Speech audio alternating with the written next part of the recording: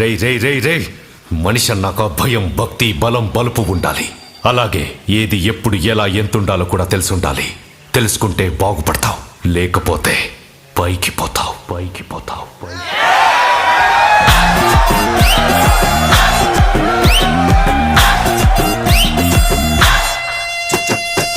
దండమెట్టి పాలు పోయన్నా, టెంకాయే తీసి కొట్టన్నా